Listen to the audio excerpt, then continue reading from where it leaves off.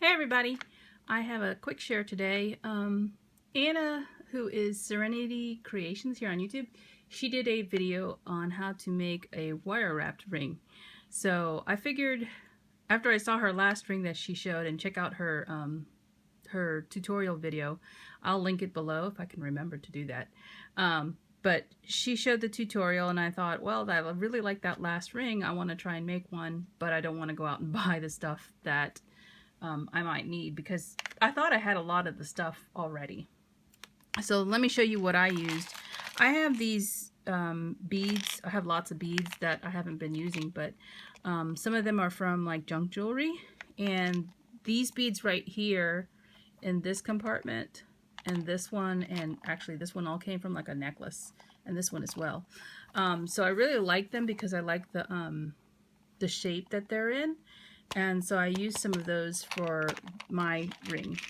And then I used this artistic wire. Anna actually used the 20 gauge, I believe, but I only had this 22 gauge, and I think that's what most of mine are.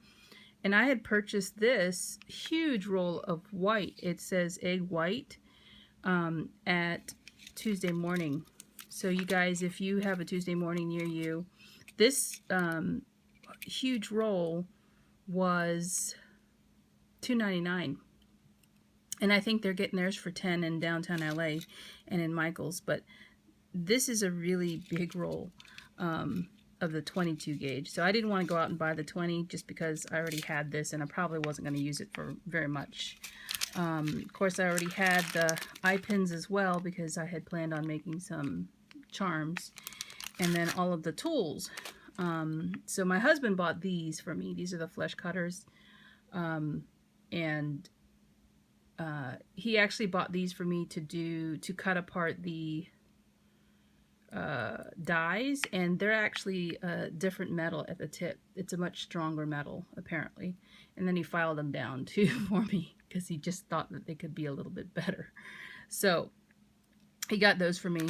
I've had these are Blue Moon pliers, or I don't know what you call it, round nose pliers.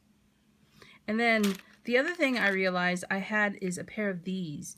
And Anna was talking about, she did a wire wrap ring in black wire. And mine, since mine were white, I thought the same thing, that if you use the regular to kind of smush down or, you know, gather the wire together, you could scratch them. And I realized that when Michael's had their big clearance of Martha Stewart of tools and stuff, I bought these, and they're like a plastic coated tipped round nose plier. So I used these on mine, and it really helped to be able to, so you can see they're Martha Stewart. It really helped to make my ring. You don't need them, but you know, obviously if you're going to use the painted wire or it says permanently colored wire, I don't know. But when you cut it, you can see the inside, but it's really, since it's so small, I don't know if I can hold it still for you, that you can barely see that. So that's what I used. I have some other wire that I might try out. I don't know yet. I have some gold, apparently. And then my husband, I was like, I need to borrow something from you, which I didn't have. And that is a mandrel. I knew he had one because he makes jewelry. And so he brought in his ring sizers. He's like, you could tell which size you are. And then he brought in his heavy-duty mandrel, which is right here.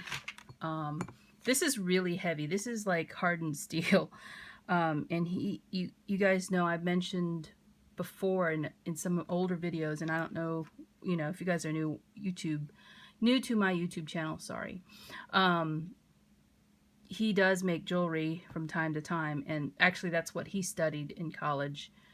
He has a master's in jewelry making. And so this is his mandrel, and it's very heavy because he uses it to, what do you call it, shape metal on it. And it's pretty heavy.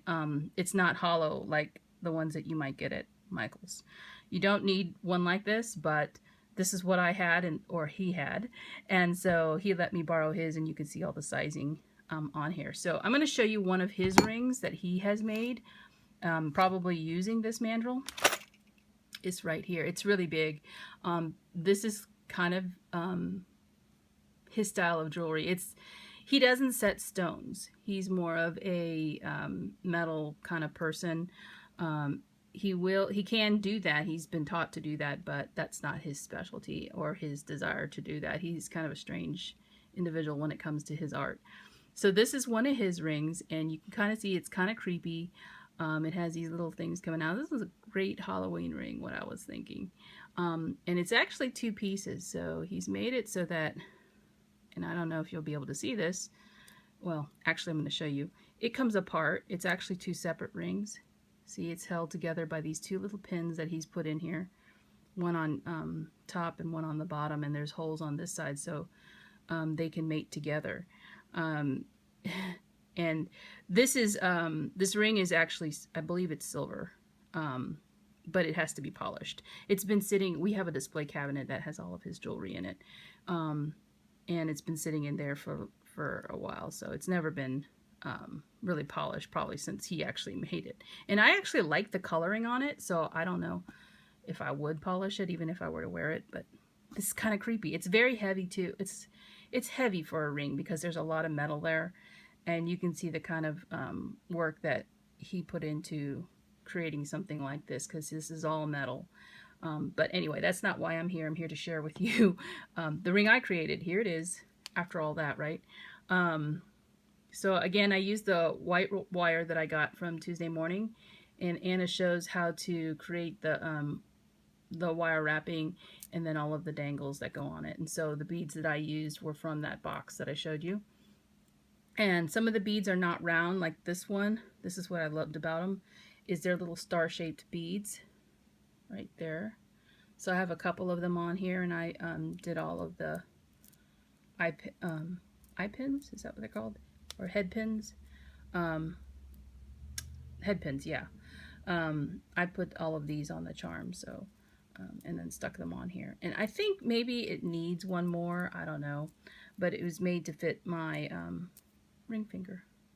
So that is my little share for today. I'll probably be making a few more until I just get tired of doing it. And I've been making stuff, but I don't have anything to share just yet. Kind of all over the place at this point.